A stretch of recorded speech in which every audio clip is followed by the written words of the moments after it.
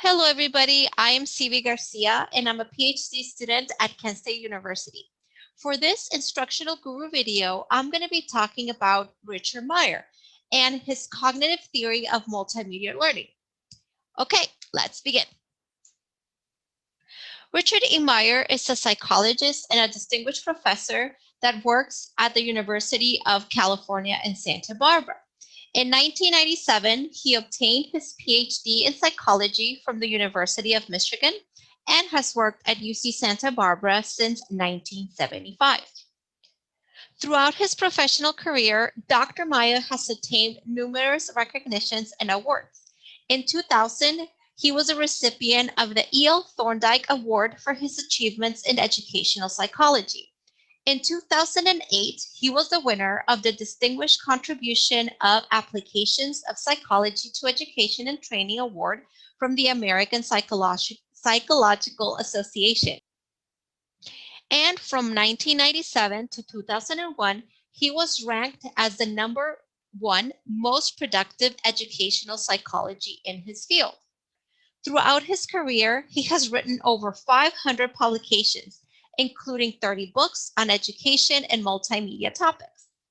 Books such as Learning as a Generative Activity, Computer Games for Learning, and Multimedia Learning. With all the publications and awards that he has received, there's no doubt why Dr. Meyer is included in this list. But let's talk a little bit about his research field. Dr. Meyer research focuses on the intersection of cognition, instruction, and technology, and how to help people learn to transfer the information to new situations. In particular, he focuses on multimedia learning and how illustrations affect how people learn, learning in computer-supported environments such as online courses, and integrating interactive simulation, mobile devices, virtual reality, and computer games for learning.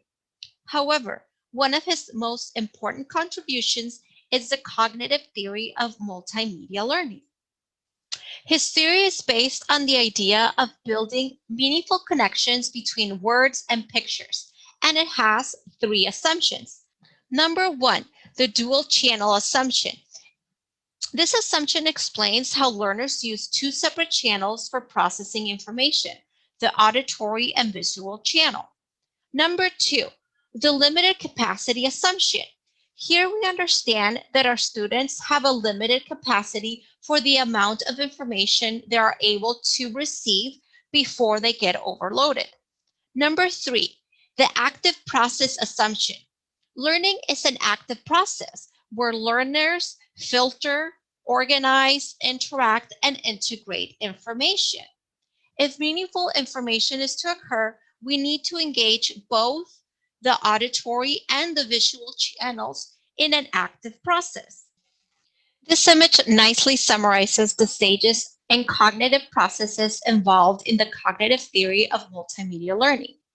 We first start by having a multimedia presentation that has words and pictures.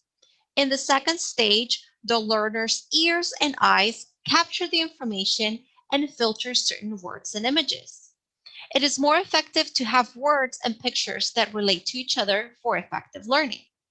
In the third phase, the sounds and images integrate with prior knowledge.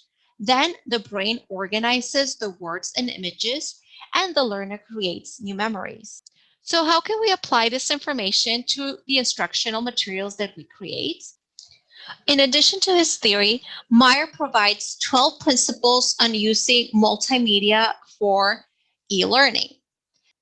Examples of the 12 principles include excluding fun but irrelevant material from presentations, having graphics and narration alone, there's no need for additional redundant text, and using a conversational tone rather than a formal tone when you're doing your presentations.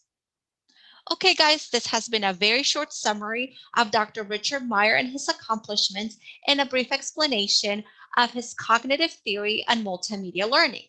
If you want to learn more about his research, publications, please check the links in the description below. That is it for today. I hope you enjoyed the video and I will see you in the virtual world. Hasta la próxima.